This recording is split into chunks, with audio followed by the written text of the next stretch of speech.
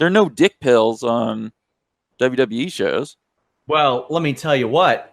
There are dick pills on this show, David Bixenspan, and people were telling me.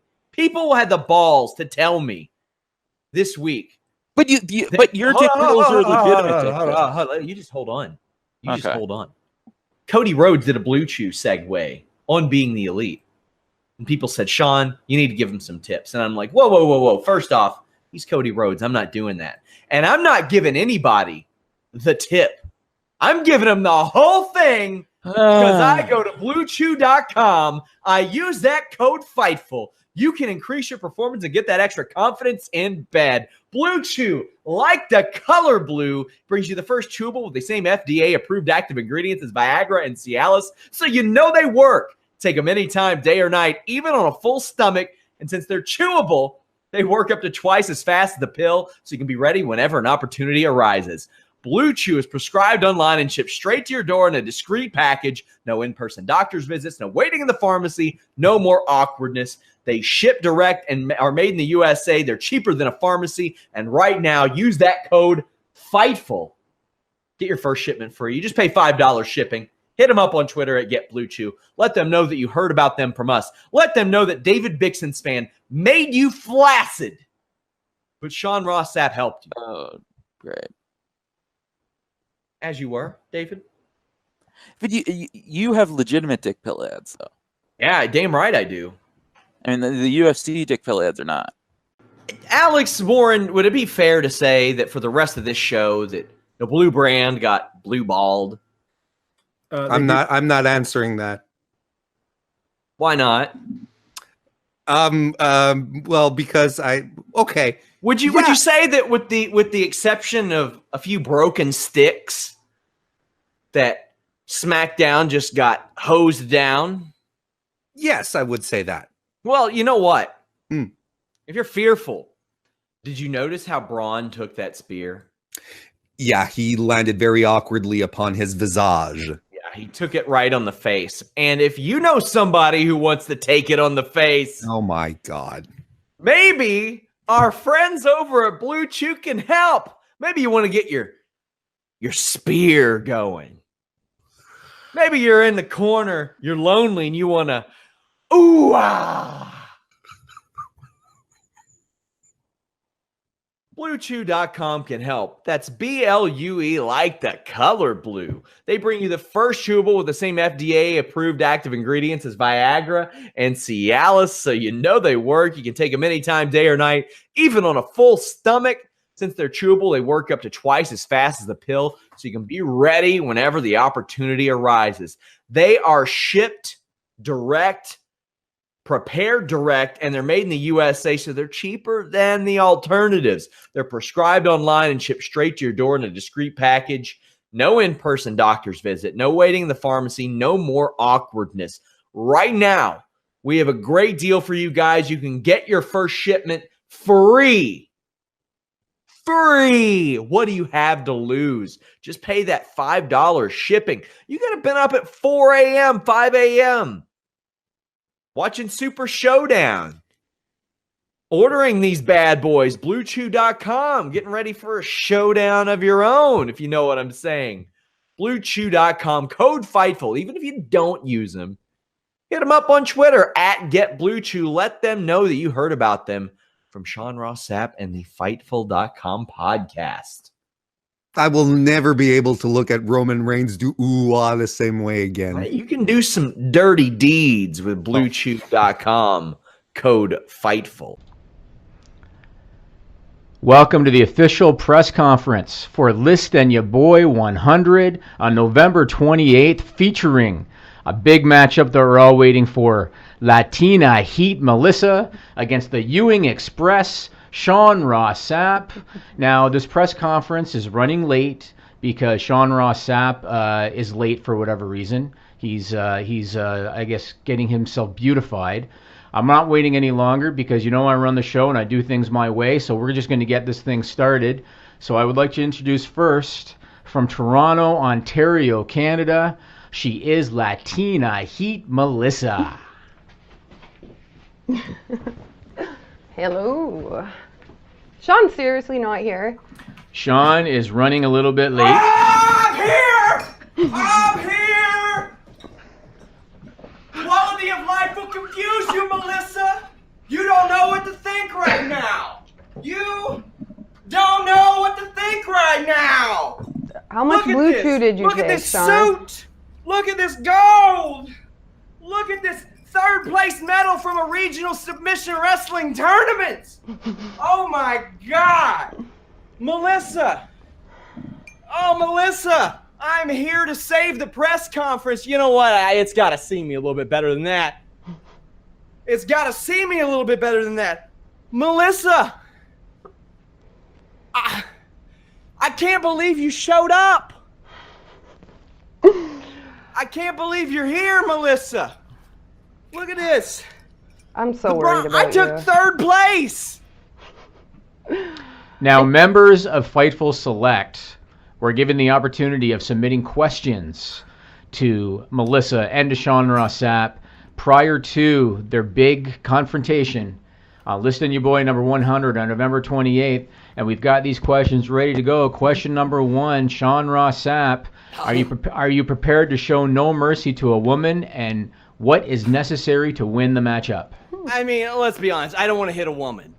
I work with Melissa on a daily basis. You're going to hit a lady, and it's going to be awful. Okay, so listen. You're not going to do it well, Sean. I mean, I'm going to put over my accolades, but I don't want to hit a woman. So what I'm going to do, I'm going to get inside your head. My quality of life will confuse you. You see this gold? I won this in front of 50 rabid fans in Maysville, Kentucky. You know what? I'll just set that down. This one, in the freezing cold in front of probably 40 at the Aberdeen River Park. But I got this how many people saw that one? Got this beautiful suit on. But I don't live in Toronto. I don't got to ball out like a wear ads like you do. I spent $8 on this.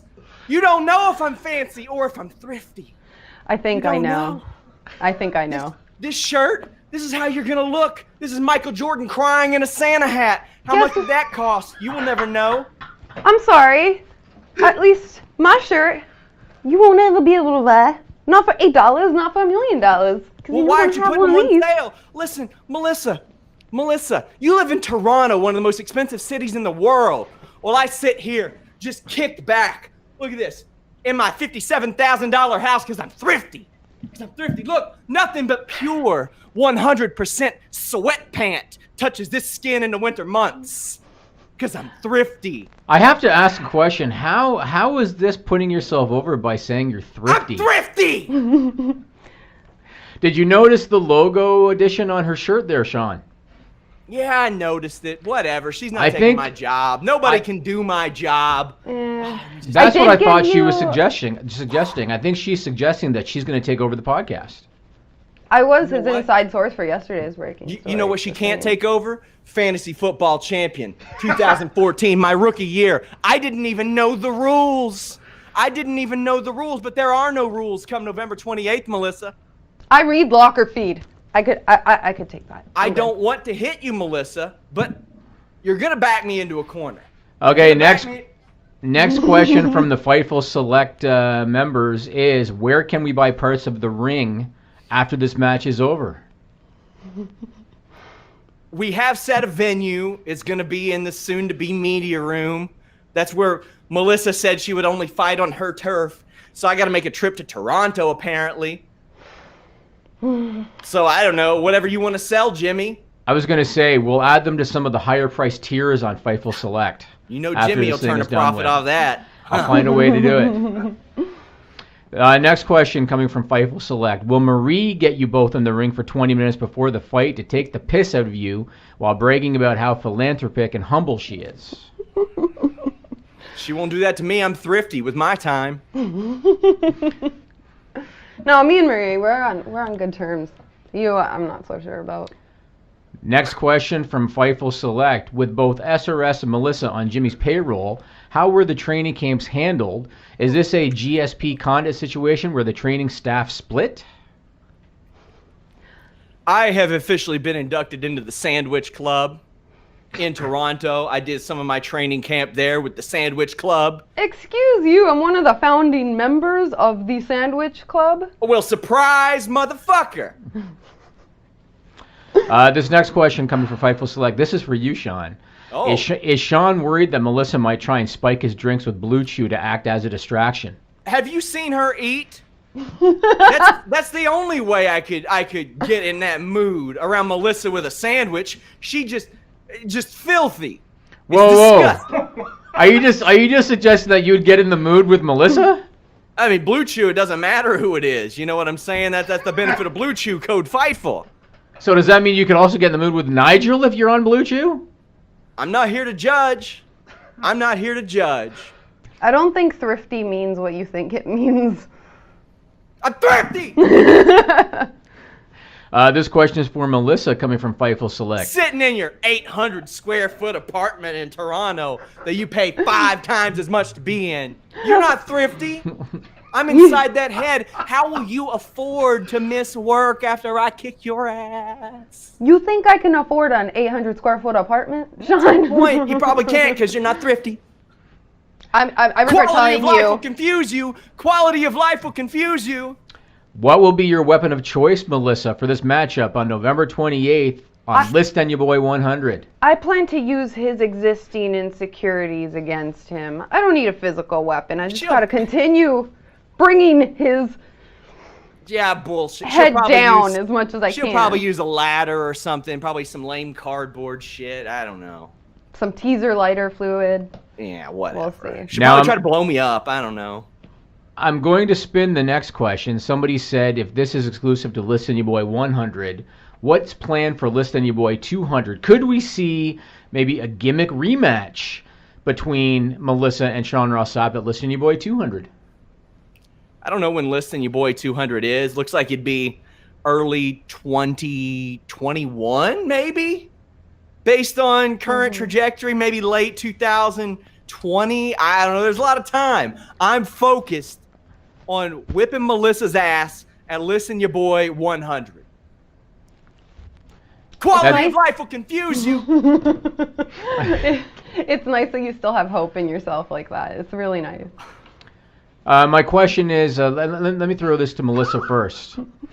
If you are victorious, Melissa, at List and Your Boy 100 on November 28th, what is next for you? I told you already. It's a List and Your Girl. So she's suggesting, Sean, that if she's victorious, she's taking over your chair, effective List and Your Boy 101. My question for you, Sean, if you are victorious on November 28th, what is next for you?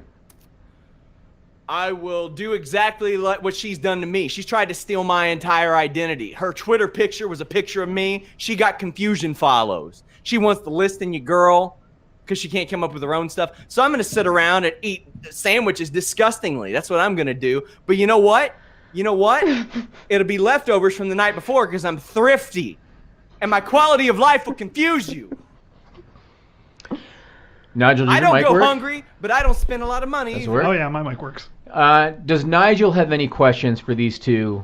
Again, discussing List and Your Boy 100 on November 28th, 3 p.m. Eastern Time. Nigel, do you have any questions? I have a lot of questions, yeah. but too many for this format. I will make a suggestion though, and I think Jimmy Van will sign off on this one. I think Melissa, if you're looking for a secret weapon, but maybe not a weapon so much as words, try telling Sean that he's too sensitive. I didn't want to go there, Nigel. That's the A-bomb right there. That's the far, nuclear man. option. You know what, Nigel? You're too worried about throwing A-bombs while I'm throwing these D-bombs because of all the Blue Chew I'm eating. Typical. I think she could beat him with troll comments alone. All of Like, his if you Twitter think about it, followers if that you think send about him it. hate, it's actually all me. 13,000 plus following me for the thriftness. Do you have any other questions, Nigel? Not off the top of my head. Okay, let's now go to closing statements. First, Latina Melissa. Any closing statements ahead of this major matchup, List and Your Boy 100 on November 28th? You know, we've been trying to figure out how to get Fightful to the next level for so long, and the answer's been right in front of us, and it's what we gotta take away. And I'm here to do that. I'm here to make this better for everyone, bring you scoops, and get rid of whatever that is on the other side of the screen. That's all I'm here for, Jimmy. I'm listening to you, girl. And now, the Ewing Express, Sean Ross Sapp. Any closing comments from you prior to this matchup on Listen to You Boy 100? Melissa, we don't have to do this. We don't have to fight. You've talked it up for the last 7 weeks, so we kind of have to do this now. Hey, listen. It's okay. We can, like, thumb war or just talk it out. We can do... I'd win both those things, though. I mean, it's not that I'm afraid or anything. I'm not afraid. Definitely not afraid that I'm going to get beat up by a girl and called a pussy by everybody. I'm not afraid of that at all. I'm not afraid of losing to a girl. That's it. I'm just saying we don't have to fight. We could just... I think we do, though. Forget about it. The Listen to You Boy 100 fans will let it go. You know, Sean, unfortunately, I have too much invested in this now, financially and time-wise, and so you are going to fight on November 28th, Listen to You Boy 100, the Ewing Express, Sean Ross Sapp, Latina Melissa. It's going to happen. No holds barred. Tune in 3 p.m. Eastern Time. Don't you dare miss it. It's Matt Riddle. Now, Matt, we got to get down to nut cutting time right here. How does it feel a year later? I thought you weren't going to do that. I thought you weren't going to do that nut cutting time. I thought we were going to take an easy interview this time, and you're coming at me sideways already?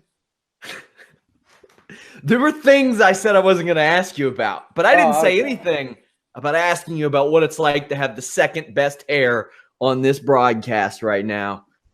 Look I at have this. the second best, or you have the second best? You have the second best, without a doubt. This is like another Elias Theodoru come to Jesus meeting for you, where you saw his hair and now you see mine. And that was the first thing you mentioned when we saw each other face to face here. Your hair is nice. It's got a nice curl at the end. Yeah. I can tell you take care of it. You comb it. You know what to do with it.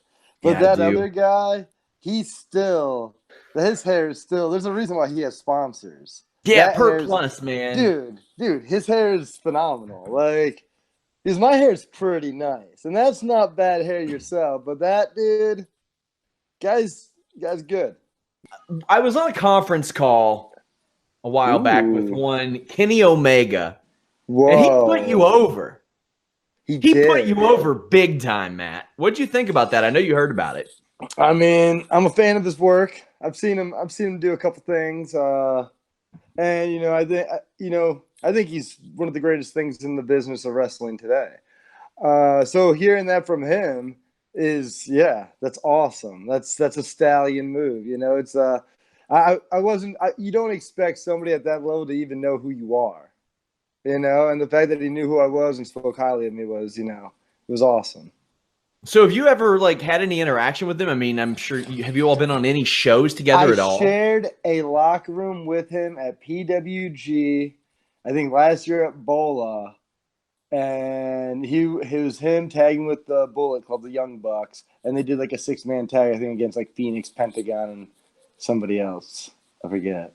Phoenix is pretty awesome too. Yeah, but he killed it last night. But that's the only time I really didn't talk to him. I don't even know if we shook hands. Really? He's a busy guy. I think we at least nodded. We were like, yeah. So you're not the type of guy who walks in there and shakes everybody's hand.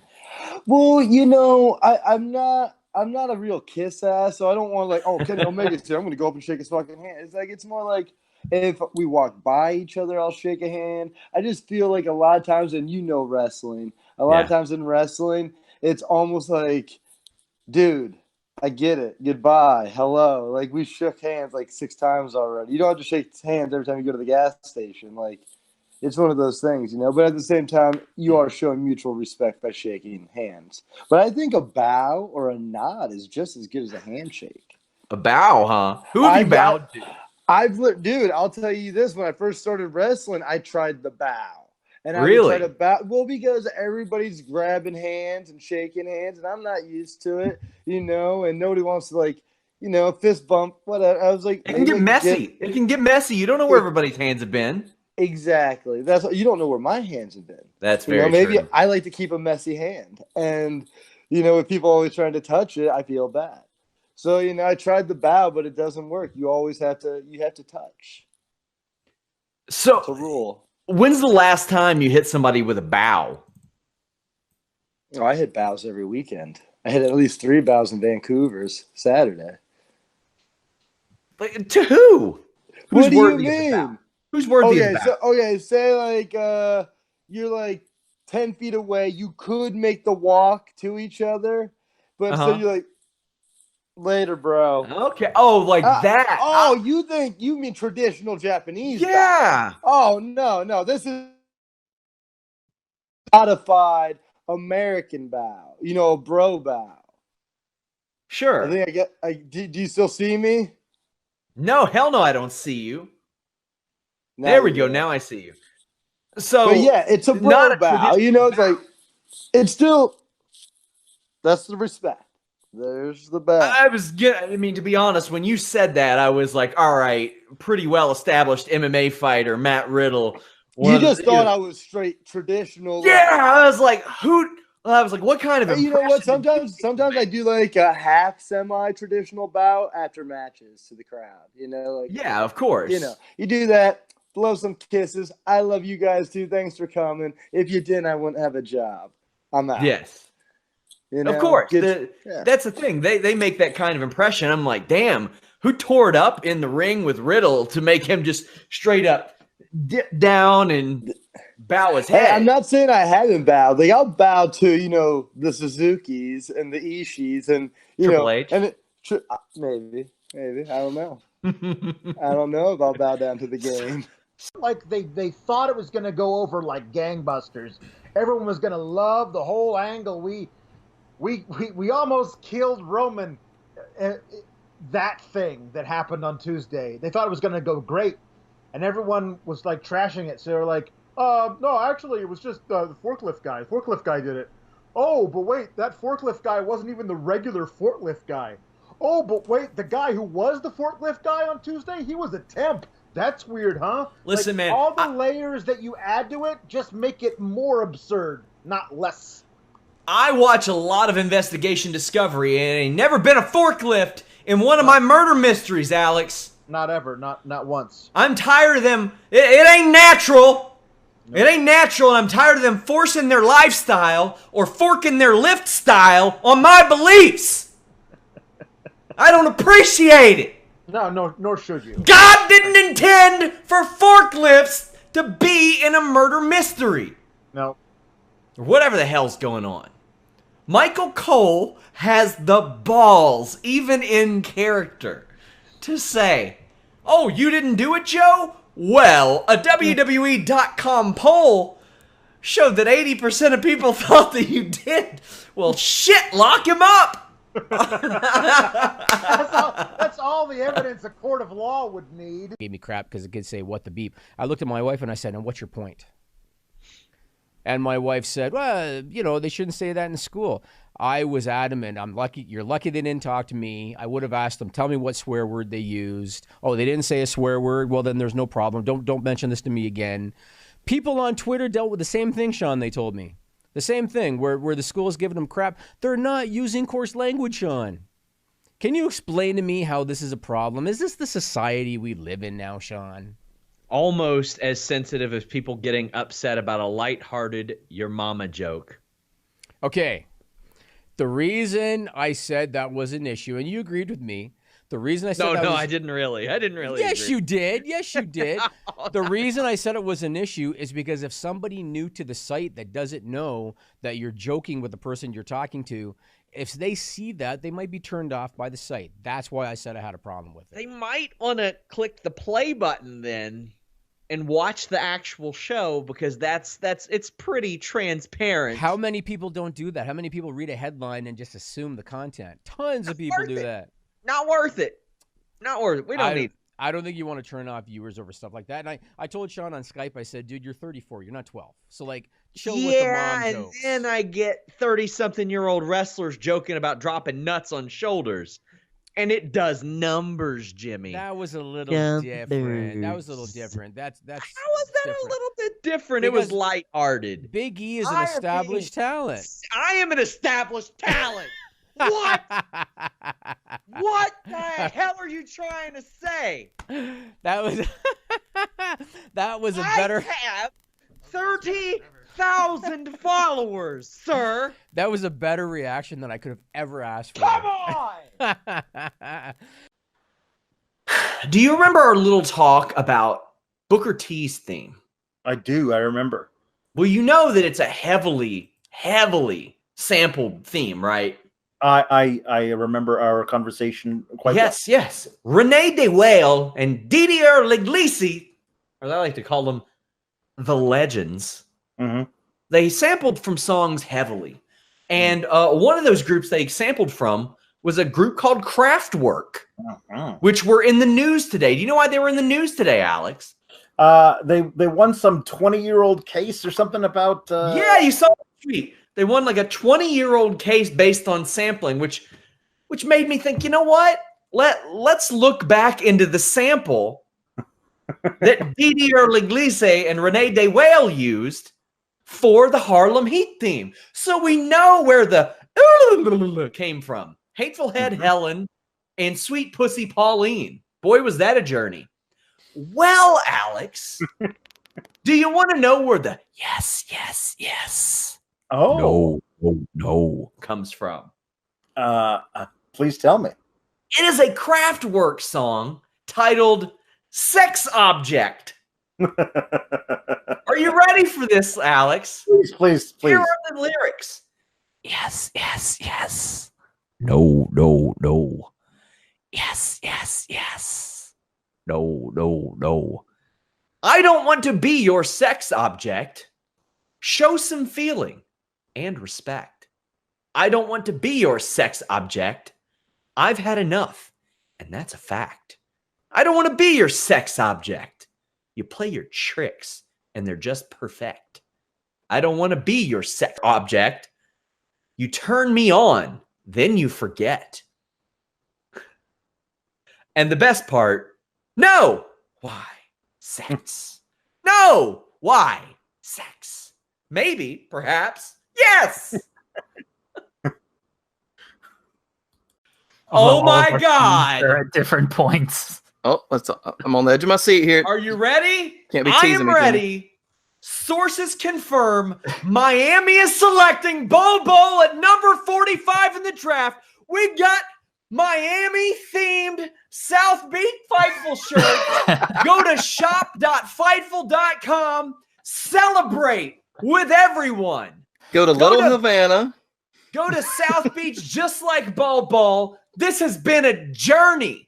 Jeremy, how do you feel? I'm happy for Bol Bol. He gets to go to Miami. Let's fucking go! He waited this long, and he gets to go to Miami. Hassan Whiteside's replacement. Get Hassan Whiteside the hell out of here. Get him out of there. Bol taking over the league. Chris, your thoughts, your feelings, your emotions. It's been a long night. We've been watching ball all night. If in the words of Rusev, I'm elated for Bol Bol, and also somewhat relieved, so that you can press the close broadcast button at some point this evening. Well, I mean, heck, we got 12 minutes before it turns Friday. So there it is on the TV. Bol Bol. I want my chips with the dip in the Bol Bol. I'm so happy right now. I mean, Manute Bol, he played for Miami 93-94, but look how dejected he looks. Hey, little spoiler, guys. You all can see it up there. Don't hit me with a copyright claim. But you can see it. God, he looks sad. The emotions have to be running high. I want to take a look back, see how many picks that the Heat had before this. But here's the thing. Okay, did they acquire who'd they acquire this pick from?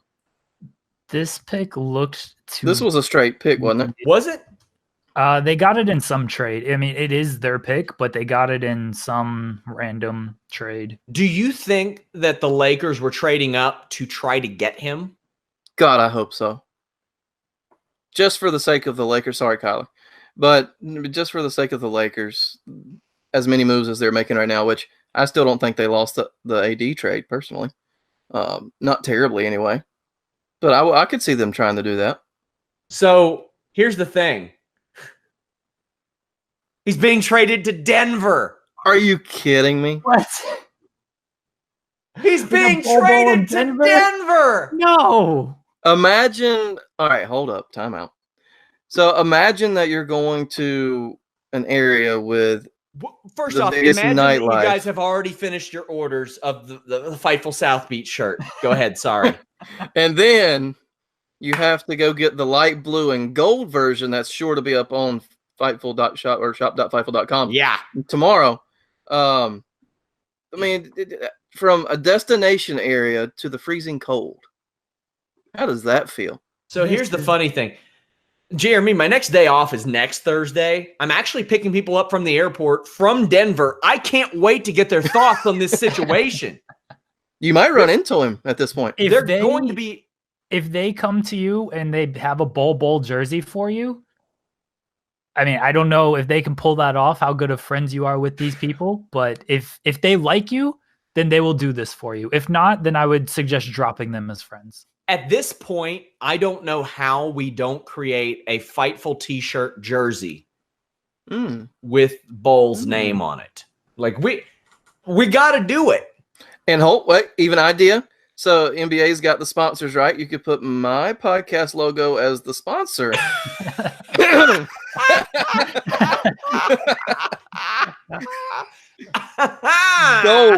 Gold, I tell you. Oh, so let me take a look here. Did Denver? I don't think Denver had picks tonight. They probably just bought the pick. I don't think they had picks either. I know, that's the thing. The history of this pick was it was Charlotte's pick initially. Charlotte traded it to Atlanta. Of course it was. Charlotte traded it to Atlanta for the draft rights of Devontae Graham, who I think got traded to OKC, but maybe not. Maybe I'm thinking of somebody else. And then Atlanta traded it to Miami. Miami selected Bull, and now has traded it to Denver. Do you think he knows how to ski? He's gonna learn. He's gonna learn how to pizza. Those and French are going to fry. have to be some custom freaking skis, guys. I want to thank all of you who joined us. It means a lot. Check out Chris's show, Knockdown Sports Radio. Again, you guys can follow them over at knockdown_media. Jeremy Lambert as well. Jeremy Lambert 88 on Twitter. Myself, Sean Rossap. Chris, any final words? Enjoyed it, guys. Appreciate you having me. Hopefully we can make this a repeat project every once in a while. Jeremy, do you have anything to say? This was our night off. It was our wives are so pissed right now. Yeah. Join us for the NBA free agency podcast where we're gonna spend another 5 hours. I'm gonna put Kyler James over. He said he's going to be smoking a bowl in Denver. I appreciate it. And here's the funny thing: Bull has said, I don't know if this is a joke, but Danny on Twitter said, "quote You guys have seen me on YouTube." End quote. That's a quote from Bull. And you goddamn right you all have seen him on YouTube. Until next time, we're out.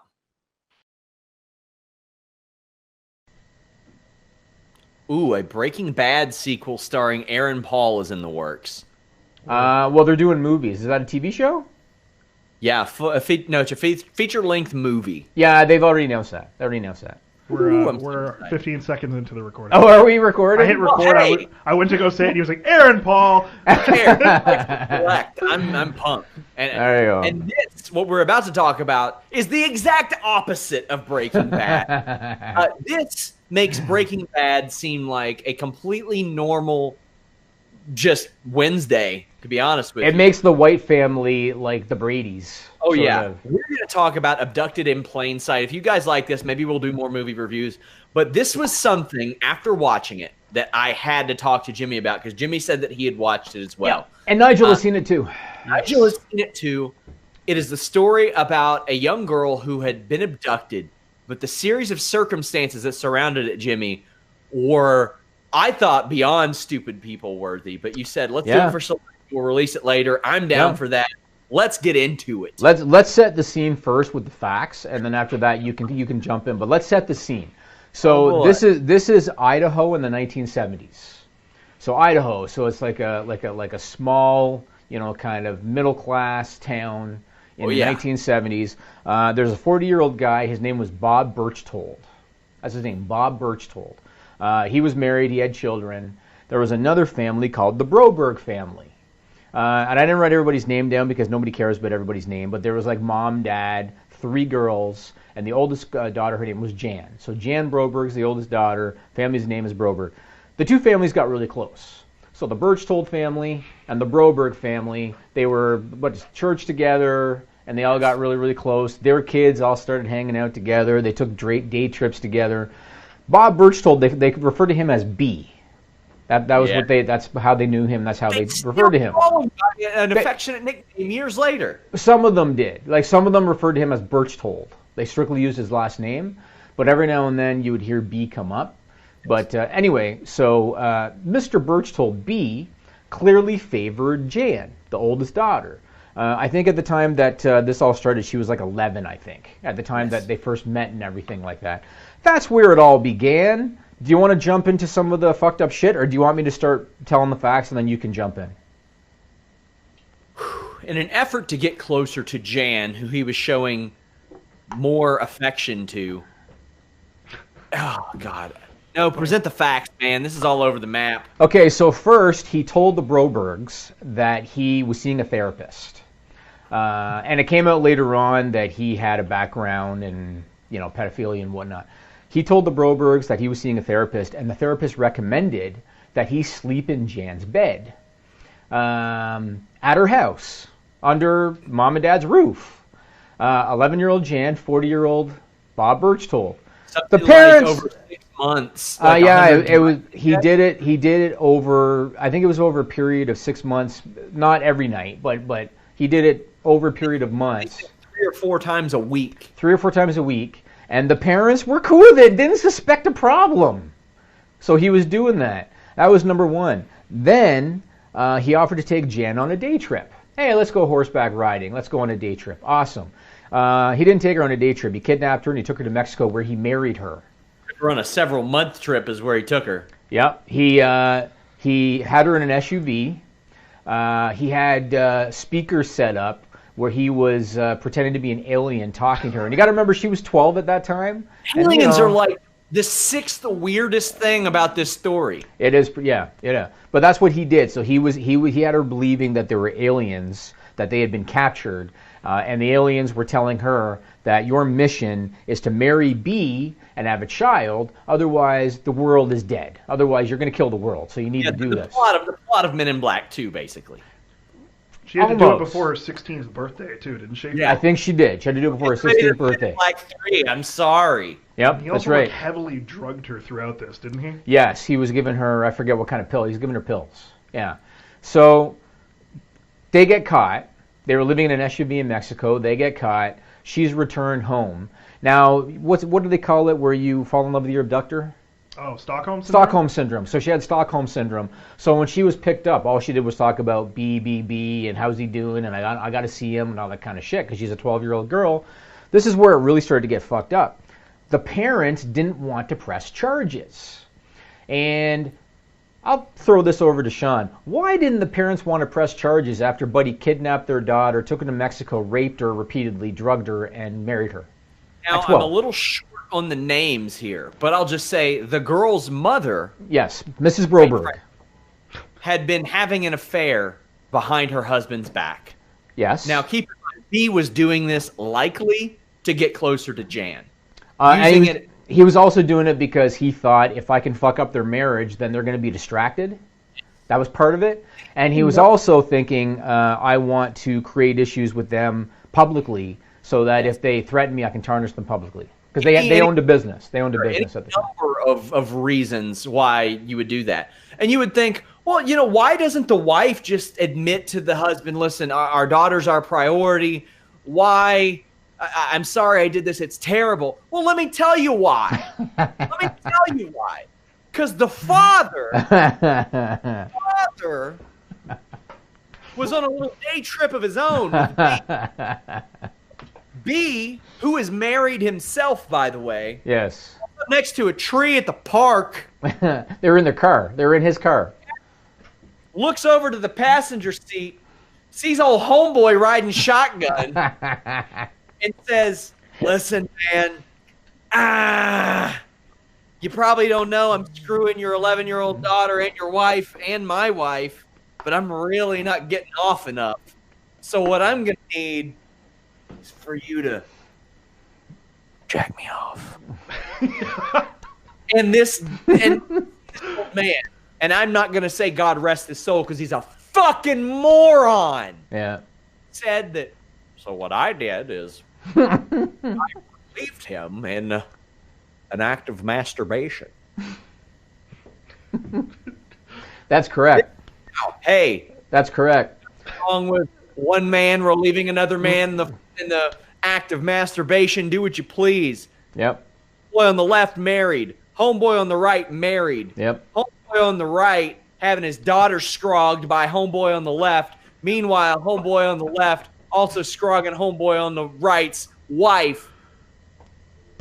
Yep. Jimmy, when I heard this, I said, man, the guy, the predator in this situation is legitimately one of the dumbest people I've ever heard of in my life. And the fact that he was able to find 3 to 4 other people that much dumber than him? Yeah. I mean, I don't blame the daughter because she was only 12 and he was 40 and, you know, impressionable young girl and she trusted him. I don't blame her. Plus, she was drugged up too, so I don't blame her. But those parents, man, and in this documentary, if you haven't seen it, in this documentary, they interviewed the FBI agent that was involved in the whole thing when they were looking for him when he kidnapped her and everything. And the FBI agent tried to be respectful. So he didn't want to say straight up, these people were fucking plugs. What he said was, well, I mean, this was the 70s. It was a different time. And they were trying to explain it away like, you know, you didn't lock your door at night. They were trusting people. 15 years ago was even a different time. Look at how far we've come digitally and socially and all that stuff. But my God, this situation, I don't care what century it's in. No, I don't care if it's 1942. If somebody says, hey, my therapist says I got to sleep in bed with your 11-year-old daughter 3 days a week, I'd say, get the fuck out now. I'm going to slash your throat. There are some. I don't care if it's 42 or if it's 70. That's psychotic, man. I mean, there are situations where sometimes children, younger people, just don't have their family around, and maybe they mature faster or slower depending on that because of who does surround them. That happens all the time. Right. But this was a case of the parents being around way too much. Yeah, and they were around. They were out there giving hee-haws to the predator. Are we even to the fire yet? No, the fire came later. We're not done yet. I think everybody came later. Yeah. Sooner and later. So let's go back. So after he was caught in Mexico, and obviously they had more than enough to put him away, the Brobergs would not press charges because they put themselves ahead of their daughter. They were too worried about, oh my God, he's going to reveal that I gave him a hand job in the car and I have a business and they're going to tarnish my name publicly. They put their own best interest ahead of their daughter, so the guy skipped jail, basically, did not get any jail time. Then Jan got kidnapped again. Shocker. She still loved Buddy, Mr. Berchtold. She left a note, and he was waiting for her outside. She took off again. This time, and they lived in Idaho, keep in mind, he enrolled her in a Catholic school in California under a different name. She was gone for 6 months, I believe it was. While she was gone, this was the really fucked up part. While she was gone, Berchtold would call the parents, like on a regular basis, because he pretended like he didn't know where she was either, right? He pretended like she was missing. He told the parents, "Oh, I hear she's in prostitution, and I hear she has a drug problem." He would call them, and you would hear, because the police tapped the phones. You would hear Mr. and Mrs. Broberg, "Oh, hi, B. Hi, B. Oh, I haven't heard from Jan." No. They were being chill with the guy when he had already kidnapped her, raped her, took her to Mexico. They assumed that he had something to do with it again this time, and they were still so nonchalant with him on the phone when he called them. By the way, at some point throughout this situation, the predator, as I like to refer to him as homeboy on the left, goes to the business of the father, homeboy on the right. I don't know if this is, maybe he wasn't getting beaten off enough, and burned his business down. I think he hired somebody to do it. He hired people to do it, yeah. Yeah, okay, so he hired a couple people to burn the business down. Yeah. Can I just point out, too, that this, like, the parents being worried about their reputation being destroyed, her father was a florist. That's right. So, like, this is not testifying about your daughter being, like, horribly sexually abused by this guy. Yes. This guy was in service of protecting the father's proud reputation as the local florist. Yep. Yeah. Yep. So she's found again. I can't recall how they found her, but they found her again, and she gets returned home again. Now she's getting old enough where now she's coming to her senses. Okay, this whole thing's bullshit, and the alien thing is bullshit, and he was raping me and all that kind of stuff. So then they get a stalker injunction put against him. And the way this thing ended up was he went against a stalking injunction. He was going to see jail time, so he committed suicide by overdosing on heart medication in Kahlua. That's what his brother said, that he overdosed on heart medication in Kahlua. But it was unbelievable that they... And none of that, I think the wife, Mrs. Broberg, had 2 separate incidents of having an affair with him. I think that she's in love with him still. Well, he's dead now, but maybe. I think she still had something for him. Maybe. You're romanticizing that relationship. Yeah, because they would ask her about it. She's like, "Oh, it made me feel alive, and it gave me an energy." The second time it went on for like 6 months. Like 8 months, I think, the second time. And so the first time was before Mexico, I believe. The second time was after Mexico. After he raped and married and kidnapped her daughter, she had an 8-month affair with the dude. This is the most fucked Isn't up this unbelievable? Like I said, I've heard a lot of situations where people had to grow up fast. Their parents just were not around. This was not that. This was a poor girl who got brainwashed and taken advantage of. And I don't know how much better she was. I don't know what else was going to happen to her. This was the craziest thing that could have happened to her. And who knows considering how dumb her fucking parents were. I was waiting for them to reveal at the end that her parents were brother and sister. Because that might have explained a lot. Their explanation for the whole thing was like, oh, he was just so damn charismatic. Yeah, they did. They just kept saying, we were family friends, he was nice. And they kept on saying about that. They were trying to explain, like, the time. You know? Oh, in the 70s, things were different. You know? The girl never showed interest. The girl wasn't instigating all this. He instigated it all. Yes. I mean, the girl never was like, man, I sure have a crush on that guy, like some childhood crush or anything. Yeah, no. It's okay. Yeah. That wouldn't have made it okay. This man, I don't. These are the 3 dumbest fucking people I have ever met or ever heard of in my life. I mean, I wouldn't even say Birchall was dumb. He was pretty brilliant. He was a great manipulator. No, he was still dumb. He got everything he wanted. He was a fucking moron for believing this would work. It did for a long time. Yeah. Is that somehow the universe pulled these 3 people together, and he was like, man, I'm going to come up with the dumbest fucking idea ever. I'm going to molest this girl, get her to marry me, tell her she's been abducted by aliens, then I'm going to get her dad to beat me off, her mom to bang me. Well, the hand job happened before Mexico. Doesn't matter. Before Mexico, yeah. Together, I'm going to tie in. It did.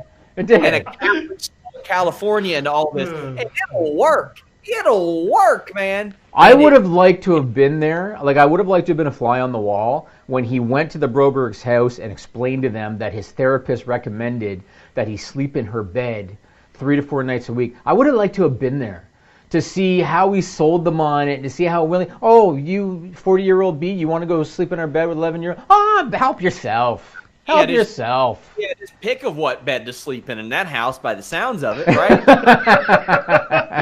There's nothing but beds. What I love, too, is the part where his brother was talking about how he was an excellent car salesman. Yes. And I was like, well, of course. So like a car is nothing. Right.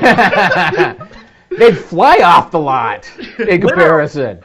Literally, aliens are bringing these cars down. Yeah. What a sweetheart. What a sweetheart. I might have to watch it again just for the entertainment value. You know who the happiest person is that this documentary came out? You. Well, besides me. No, because I hate it. I hate that happened to that girl. That's fucked up. And she will never get her childhood back. The guy, the water blowjob guy from Fire Festival is thinking, oh, thank God.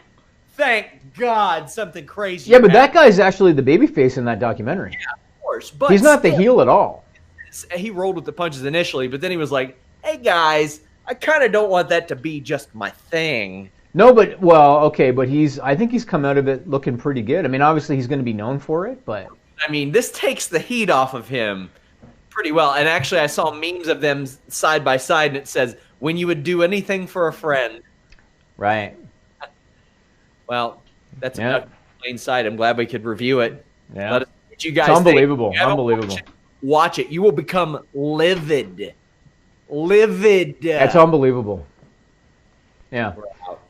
It's going to be at a date TBD, but I'm ready for it. I'm training hard. Melissa doesn't care. Melissa doesn't care about you guys. And I'm telling you all this right now, and none of you believe me. Everybody's saying, oh, Sean, you're just saying that. You're trying to get us on your side. I will become Fightful champion, and I will be the most humble goddamn champion ever. Jimmy, did you know that somebody, as soon as I landed, there were these two old ladies, they came up to me and they go, wow, the fucking legend. Is that what they said? They came, and I said, me? Me, the fucking legend? I wouldn't call myself that. I'm humble. Let me get this straight. There were two old ladies. Two old ladies. And they said, fucking legend. Fucking legend, they called me. And I said, wow, me? Well, thanks, gosh, darn. Me, the fucking legend. And That's this what he other said. lady goes, you know, I met a fucking legend once. And I said, who? And she said, Frank Sinatra. And I said, me and Frank Sinatra? I don't see it, old lady, but thank you from the bottom of my heart for calling me the fucking legend. Humble. Humble. Would you believe that people walk around with limp penises all the time? I can kind of understand that might happen occasionally. Why? Because sometimes people have issues they can't control. Well, and sometimes people don't have issues that they can't control. They just want to walk around with a hard dick all day. And fortunately, you can do that thanks to Blue Chew. Blue Chew brings you the first chewable with the same FDA-approved active ingredients as Viagra and Cialis, so you know they work, but they're better, they're faster, and they're cheaper, Jimmy. And I know you like cheap. You are a notorious cheapskate. Notoriously. Notorious. You don't have to wait in line at the pharmacy. They're prescribed online. They ship straight to your door in a discreet package. So your mailman's not going to be rolling up like, sup with your dick, homie.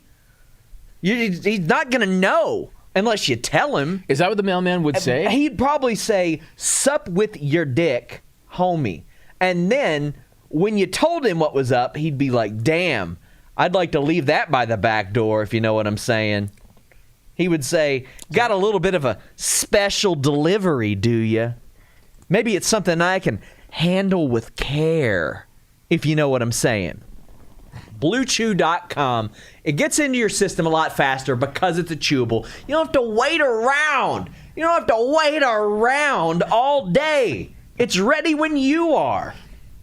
And you can use the code FIGHTFUL to get your first shipment free. All you gotta do is pay $5 shipping, Jimmy. $5 shipping. That's it for a hard, erect penis and an outstanding sexual performance? That's all you gotta do. Mailmen just asking about your wiener. All day. Curiously. Well. Anxiously. BlueChew.com, code FIGHTFUL. Hit them up at Blue Chew. Let them know you heard about them from us and my cat and probably the mailman. Whether it's UPS, FedEx, I don't know who the hell's going to bring it to you, but I know they're bringing you a batch of hard dick. Sorry for the delay. There was in a different scene. It's okay. It's all right. It's all right. I was shocked at how many people did not know what Marky Mark meant. They did not know. Do you know what it means, Denise? No. I knew that was coming. I was like, dang, I should have Googled that before. I'm so old.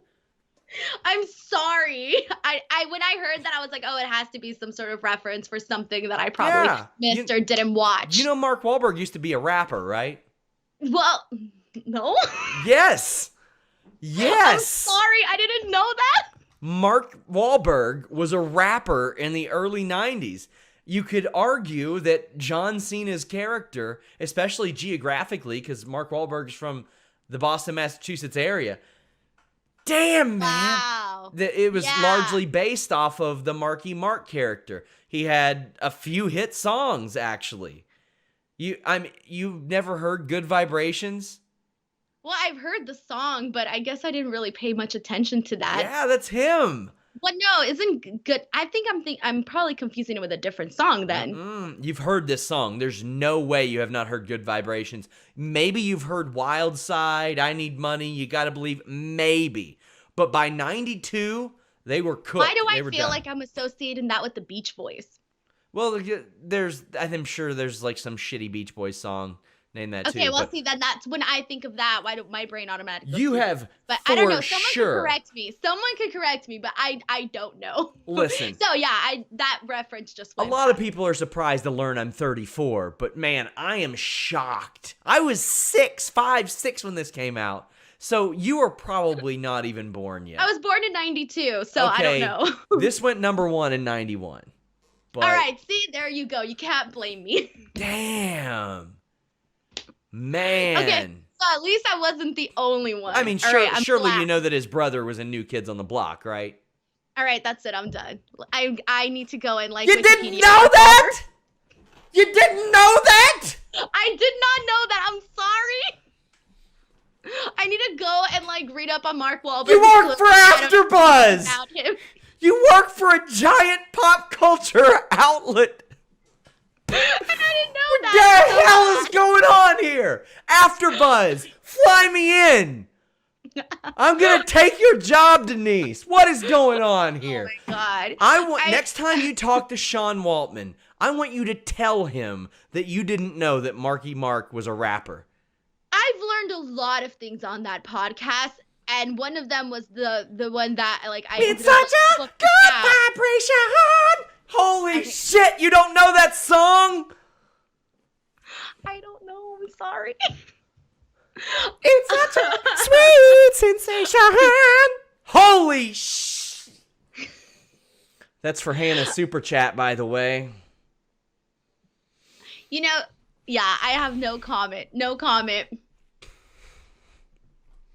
Am I the only person on the chat? Like, is there anybody here on the chat that is like on my side here? Now, or am I getting ripped apart? When I became shocked about this was there's a friend of mine, Dano, on Twitter, big Becky Lynch fan, who didn't know, and I was like, what? And I linked to the video thinking, oh, surely she knows. This will remind her. No, she doesn't know because she's not 30.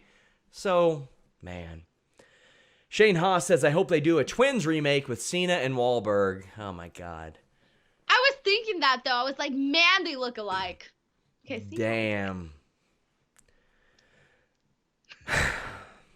This is going to be the latest epic triggered rant video. Oh, no. And those all, let me just tell you, those all do numbers. Oh, my God. You know, I probably feel the way you do. When I asked my sister if she knew who Britney Spears was, and she was just kind of like, about it and didn't really like know or care. And I was absolutely in shock. So I feel like that's like how you must feel. I feel like once upon a time when I was 15, I had my first conversation with a couple of Amish girls. That's how I feel right now talking to you. Because they were like, oh my God. Because they were like, ask us whatever you want. Because we were curious. We didn't know shit. And we're like, what do you all know about, like, pop culture? And they're like, well, we know who, like, Britney Spears is because we see her on magazine covers, but we've never heard her music. So now I'm the Amish girl. Oh, my God. Man. Chris Ferris says, we need a supercut of all of Denise's failures at pop culture references. In addition to the Blue Chew spot. The Blue Chew one is coming. It is coming. How about we just make a whole segment called Epic Fail of Denise Salcedo? So it's clearly like the only person living under a rock here. Wait, do you know that the Wahlbergs... I don't even want to answer any more questions. Do you know that they're in the restaurant business? No. They had a TV show about it. I'm done. Like, I literally apparently know nothing about Wahlburgers. It's actually There we pretty go. good. It's actually Like, pretty good. I'm gonna like go learn everything about Mark Wahlberg right now. Damn. Okay. I'm So- game. Okay. Okay. I'm scared, but I'm game. Are you familiar with Billy Kidman? Yes. Did you... How familiar are you with Billy Kidman? Is that a trick question? Nah, not really. I feel like that's a trick question. Not really. You do a show with a much better... You do a show with a much better cruiserweight anyway. So what's it matter? Especially after you hear this. Now, I mean, let's be fair. The person who you do a show with, their lyrics are way out there. Suck it, 2 tears in a bucket. I'm not the one to try your luck with. Like that's out there. But Billy Kidman had a theme song called You Can Run. Have you ever heard the lyrics? I feel like I don't remember the lyrics at all. Oh, because you're about to know. Okay, what are they? But I don't have it all. I'm a lunatic. Because see, society, they've labeled me a threat. But I'm just getting started. I'm not finished yet. Look in my eyes. I can see your thoughts. All your ups and downs.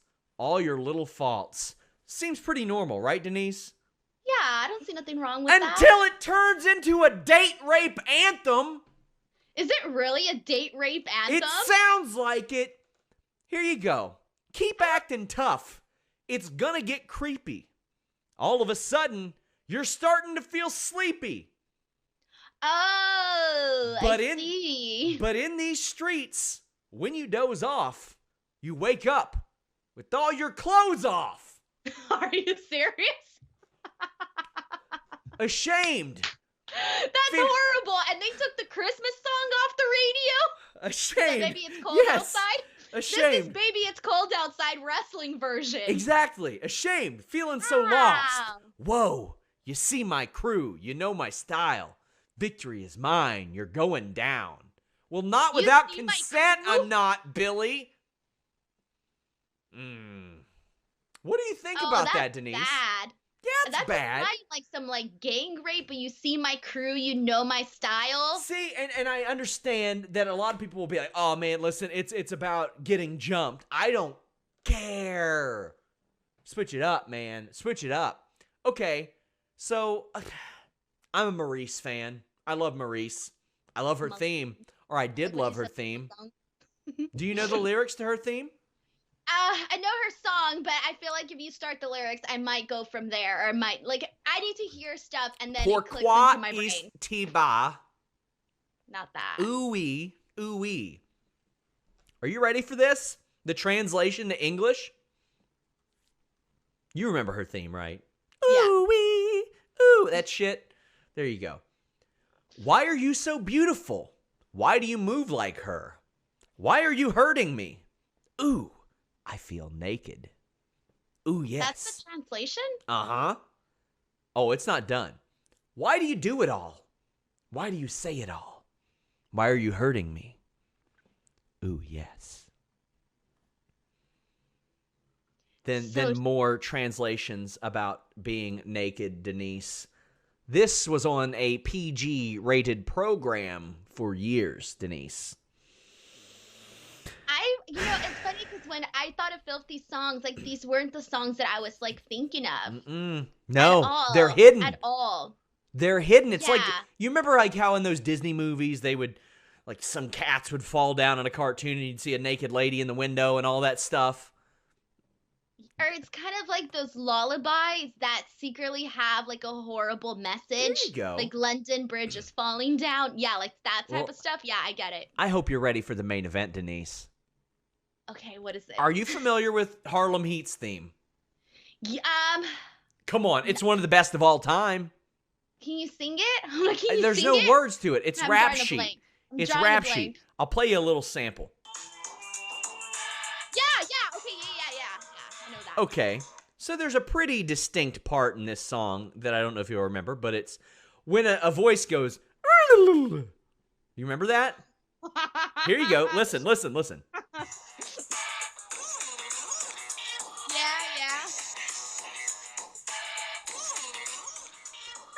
So when you make that face, it sounds really bad. Oh, well, I don't even do it justice, Denise. So I don't know. Are we reaching? No, we're not reaching. So this song was a heavily sampled song, and it was great. I thought that Jimmy Hart produced this. He did not. It was two fellows by the name Rene DeWale and Didier L'Eglise, and they sampled a song. They sampled a song called Sweet Pussy Pauline from a woman named Hateful Head Helen. I used to think it was the opposite, because really, either one of those could be the title and either one of those could be the artist. Do you want to hear the source of that sample, Denise? Yes. I don't have to put up with that shit. Girls, you know what I mean? Ain't you tired of these little dick ass motherfuckers coming up to you trying to waste your time? Knowing that you're looking good, nice little ass back there. But you see, let me tell you something, girls. A lot of these motherfuckers see us walking by, they want to put their face in our asses and go, but they don't know how to ask. I recently met this motherfucker. Just in case you missed that. A lot of these motherfuckers see us walking by, they want to put their face in our asses and go, but they don't know how to ask. I recently met this. You know what's sad about that? Nothing. It's amazing, Denise. Song? Like, what year is that song? Like, what year? Are 1989. we talking about? Okay, 1989. I didn't realize that like stuff that guys were into, like doing butt stuff, until like last year when I started seeing. Last year. So this is going around in 1989, and I thought it was something new that guys just decided they wanted to do. Like, it was you are not too like, pure. You are too pure. I like literally just saw the memes last year, and I was like, I cannot believe that this is a thing. Like, dudes like see a hot chick, and this is what they want to do to us. Like, why? Like, why? I don't feel the same way. You know? They don't prepare you for this stuff, okay? Like, there's no one out there going around and telling young girls, hey, some guy's gonna see you, he's gonna like what you have, and he's gonna want to get up into those personal spaces. You that live you in think- LA. How did you just hear about this? I live No, in it's not that I didn't Kentucky. hear about this. No, it's not that I didn't hear about this. It's just that I didn't think it was as popular as it seems to be. Like, I feel it's grown in popularity. Maybe we're just bored out here in Ewing, Kentucky. Maybe that's the thing. Maybe that's why I heard about it so long ago. Well, oh, God. that was our podcast, guys. Hope you all enjoyed it. Ladies and gentlemen, welcome to the official press conference to officially announce the return matchup for the Fightful Championship, Melissa versus Sean Ross Sapp. The stipulation has been determined. It's going to be a thumb wrestling challenge for the Fightful Championship. Let's start out by introducing the challenger. He is known as the Ewing Express, Sean Ross Sapp. Thank you for this. Thank you so much for this opportunity. Wow. Thank you. Okay, you're not getting the title that way. Just so you know, you actually have to win the title. I'm grateful to be here, Jimmy. I'm just so grateful to be here and thankful to be here. I am truly blessed that I get another opportunity at the championship, in which I think will be my life's work. I know that I say that Fightful is my life's work, but the Fightful Championship, oh gosh, golly. I'm just so excited, Jimmy. I'm just overjoyed. I'm so lucky and blessed. I'm so fortunate. All right, let's move on. I'm glad you're blessed and fortunate. It's time now to introduce the champion, the current, undisputed, reigning, defending, Fightful champion. She's a great champion. She is. Fightful champion. She is Latina Heat, Melissa. Latino. Hey, Melissa. Hi, James. Oh, she's here. Sean, it's nice to see you. Yeah, it's great to see you too. I'm really excited about our match, our thumb wrestling match. It means a lot to me. That's nice for you. Oh, okay. As you can see, Melissa's training hard for this matchup. I also have an announcement to make. The winner of this match, the winner of this thumb wrestling challenge for the Fightful Championship, will be subject, following that match, to 365 rules. What that's going to mean is 365 days a year, 24 hours a day, you will be subject to defend the Fightful Championship, and the rules are going to be very simple. Anybody affiliated with Fightful.com can contend for this title. No referee is required. All there has to be is a third person willing to count a pin or willing to determine a submission. That's right. You mean I get the opportunity to defend this beautiful championship against all the great people associated with Fightful? Jimmy, when I was coming to Toronto, you didn't tell me that a downpour of blessings was in the forecast. Give me the mic.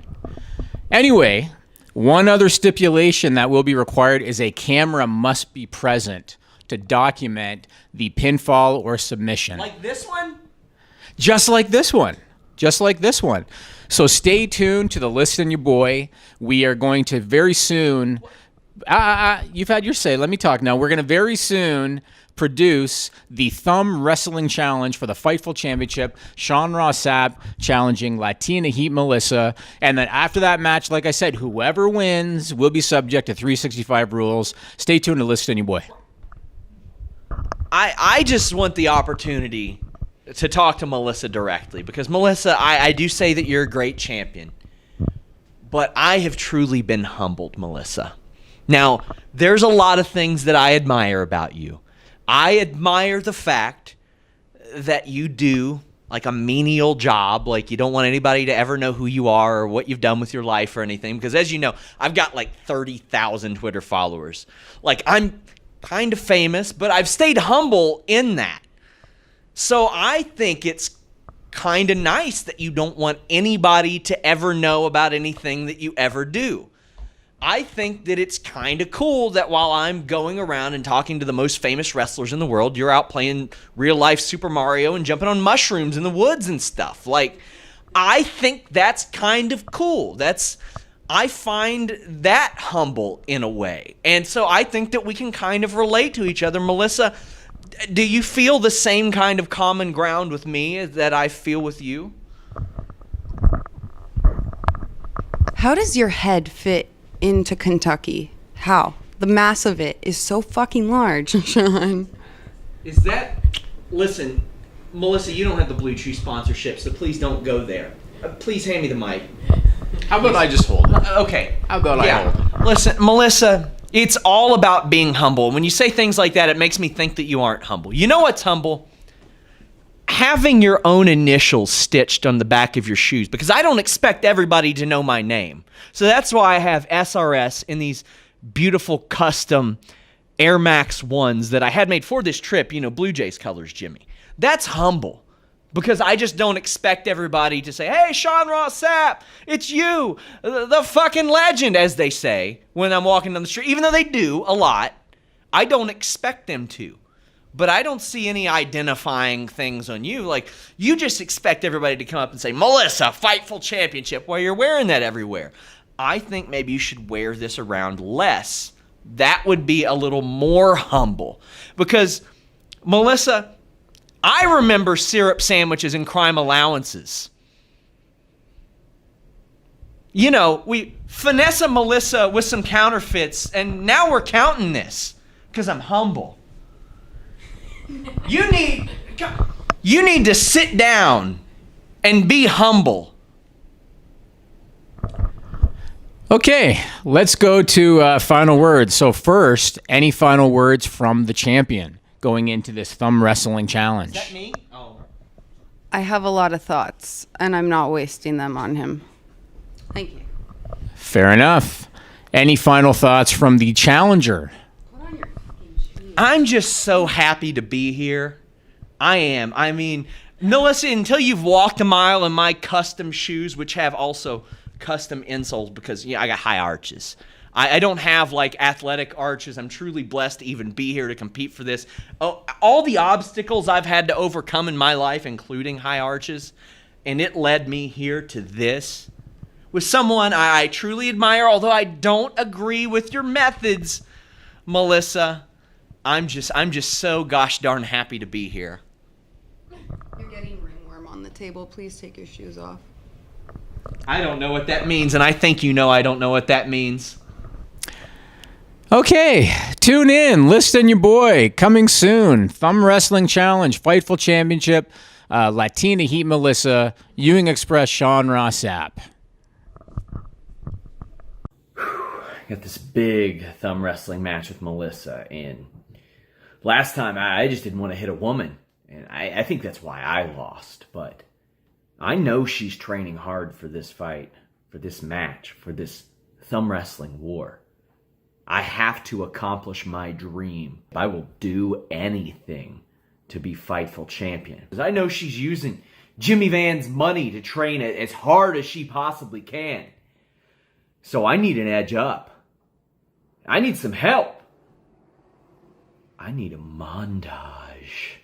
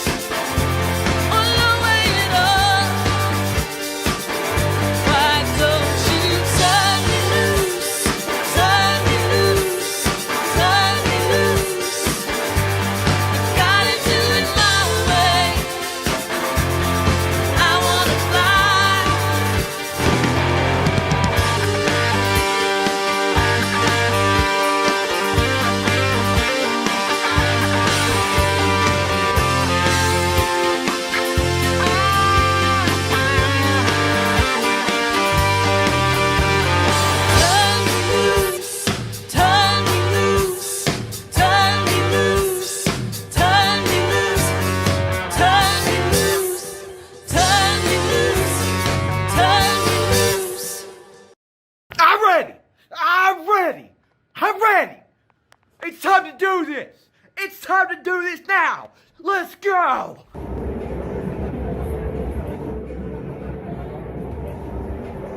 I'm ready. I'm ready.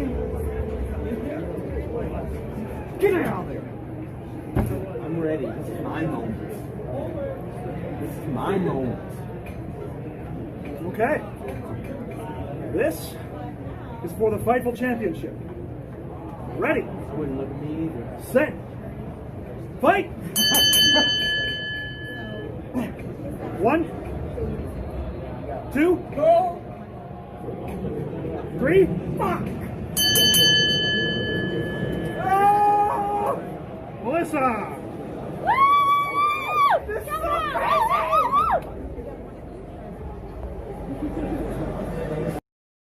It's The List and your boy with Jimmy Van and Sean Ross Sapp. With Jimmy and Sean, sell pills for your dong. Make a fantastic song. Make a fantastic song. Fuck! Fuck!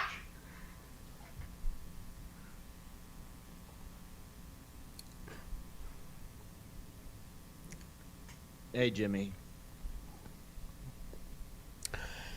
A for effort, Sean Ross Sapp. A for effort, buddy. What are you talking about? You know what? First, I want to give you credit for the I want to give you credit for the epic training that you put in for that matchup. And I also want to thank you for not including all of the footage of you training your thumbs for that matchup. So, good effort, Sean. Melissa remains the Fightful champion, but... What do you mean all the footage? You mean the footage of me beating off? Possibly. Is that what you mean, Jimmy? Possibly, yeah.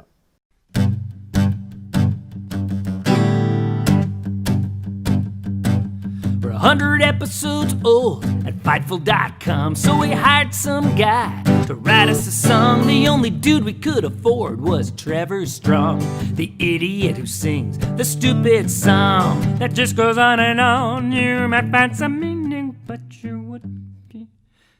Sorry. I can't believe you had a hand in that. Yeah, he asked me this morning. Cover pro wrestling, boxing, and MMA. Our main man, Jimmy, is Canadian, and Sean is American from Kentucky. Producers Nigel and Melissa are super okay. Fightful.com. Fightful.com. This is the Fightful.com. Super full on. Make a fantastic song. Here's a cardboard cutout with some bad Photoshop. Bring him on in. Here's Jimmy and Sean, except that Sean can't talk. Did you mute yourself? Oh, he's just bullshitting. Here's a girl who says drinking her dog pee does the trick. Why did you put that on the air? And here's Sean promoting pills for your dick. I can help out my Great White South by going to Fightful.com. Fightful.com. He's way more animated when the light is on the camera. Super full on. Sell pills for your dong. Make a fantastic song. Yeah. Woo. Oh, I'm so blacked out. I laughed so hard. Yeah.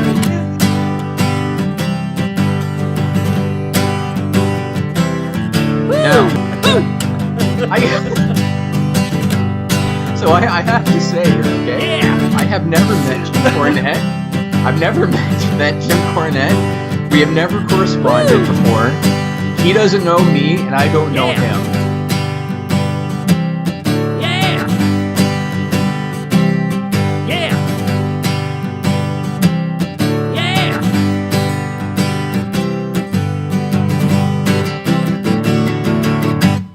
Fightful.com.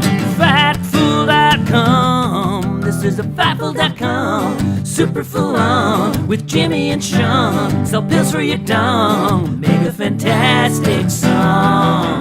Make a fantastic song.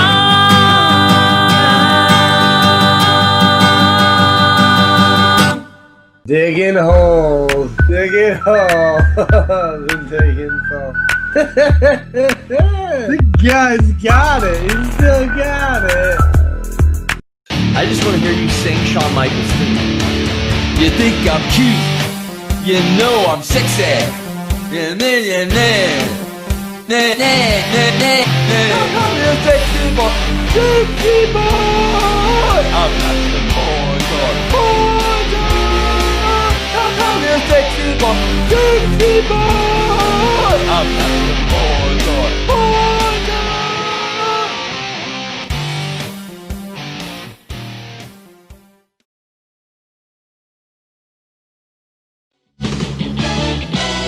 Give your all to all you do. Don't settle for less from your shampoo. Wash and go first plus. Yeah. What's up, Fightful? What's up.com? What's up, podcast? What's up right now? Sean Ross Sapp, your boy, not overrated at all. Absolutely phenomenal. What's up, your block? What's up, pretty suave? What's up, awesome? What's up, second to none? Stop. I'm out of here.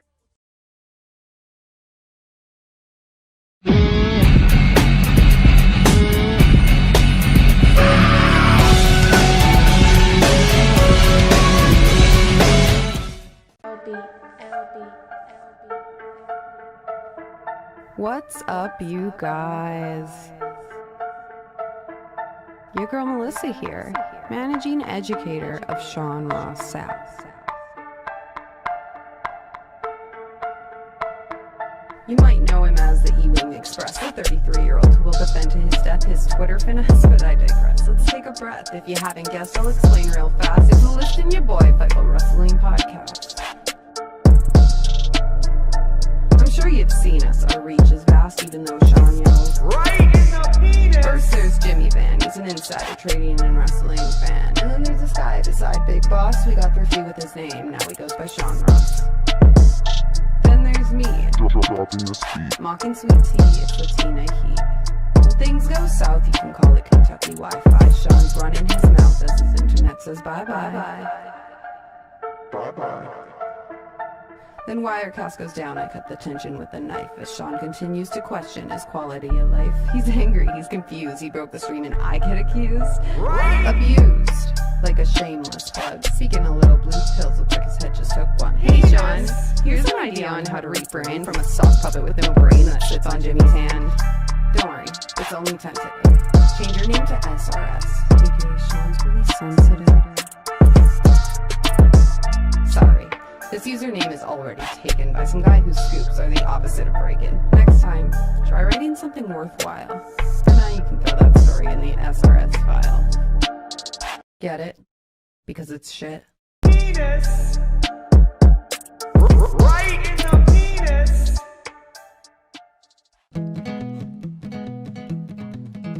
This is a stupid song, it just goes on and on. You might find some meaning, but you would be wrong. Style and grace, I'm never gonna be done. Lean on in. Now welcome to the Queendom. The Queendom, where the kings bow down, then relinquish the crown. Y'all gonna hate me now. I'll just turn that around and make it love me, love me, love me. The Queendom, where the kings bow down, then relinquish the crown. Y'all gonna hate me now. I'll just turn that around and make it love me, love me, love me. Look at that girl there, hips, lips, hair, walks with a flair like she just don't care. Nobody do her like she do her. Self-made, soul paid, doing that girl. She tops do stare, chicks do too. Bout so false, never ever gonna lose. Her top-down crew so smooth, nothing better. Boom to the ladder, you got to respect her. Mamacita off the meter, she a go-getter. With the speed of a cheetah, David Jake is better. She hot day sweater like a sweater in the sauna. Elegant persona, ready for drama. Zeros and commas, all up in the bank book. Haters give a stank look. Even when these grays push, she push harder. And a woman or man does it like she can, and you can't put her down in her armor. The Queendom, where the kings bow down, then relinquish the crown. Y'all gonna hate me now. I'll just turn that around and make it love me, love me, love me. The Queendom, where the kings bow down, then relinquish the crown. Y'all gonna hate me now. I'll just turn that around and make it love me, love me, love me. Ow! Stupid people is what this segment's called. You might wonder why we do it. It's not about wrestling at all. Used to be WWE's weekly usage of stupid nicknames, which we did hoping they'd stop giving wrestlers lame names. But it didn't work, so we gave up. In the new segment, we came up with this stupid people, stupid people, stupid people. Duh. I'm an ass man. Yes, I'm an ass man.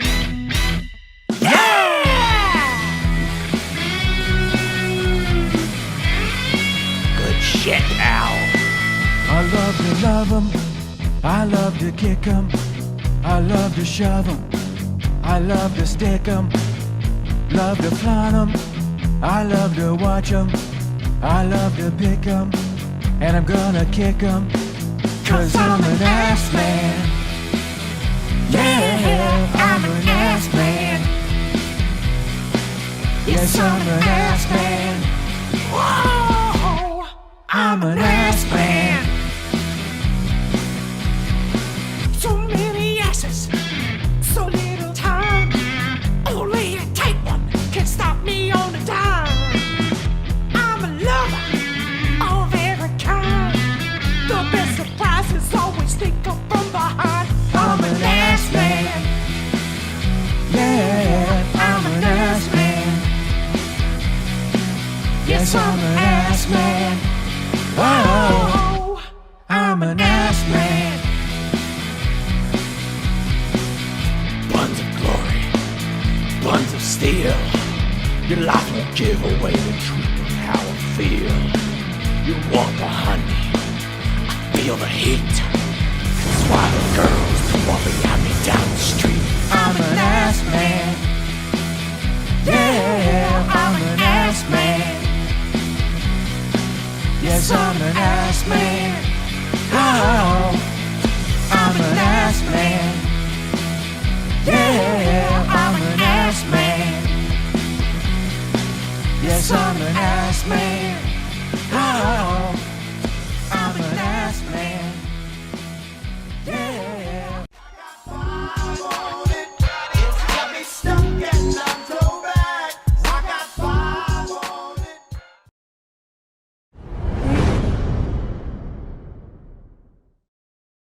My quality of life will confuse you. Look at this 3rd place medal from a regional submission wrestling tournament.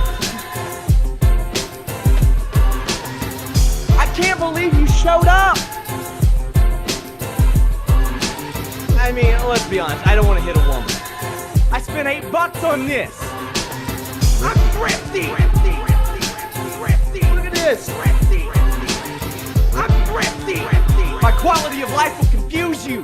This is Michael Jordan crying in a Santa hat. Oh my God. Okay. Nothing but pure 100% sweatpants touches this skin in the winter months. I'm gonna put over my accolades. So what I'm gonna do, I'm gonna get inside your head.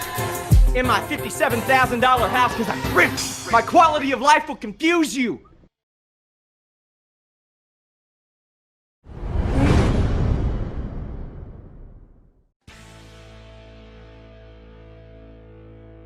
Sour Graps! Sound of time! Sour Graps! You got me, Vince. Sour Graps! Yeah, whatever, dude. Sour Graps! I'll never get fooled again.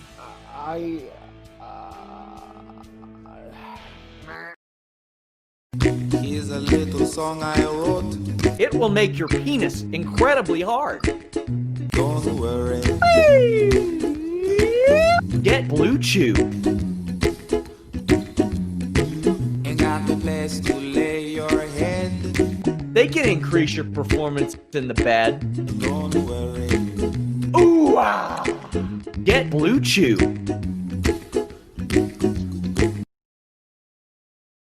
Yes. Oh. No. Please. Yes. I don't want to be your sex object. Show some feeling and respect. I don't want to be your sex object. You turn me on, then you forget. Do it like this, motherfucker. That's the finish. Thank you guys so much. We're out. My name is A-Train Pulowski. and I am a certified Boss. and a bona fide. Jinder Mahal. Jackhammer. And you can't. Appreciate that. All right, any more? And this right here, this is Sean Ross Sapp, and he's Several feet tall. and you can't reach my hat. I need this gimmick to end. We're out.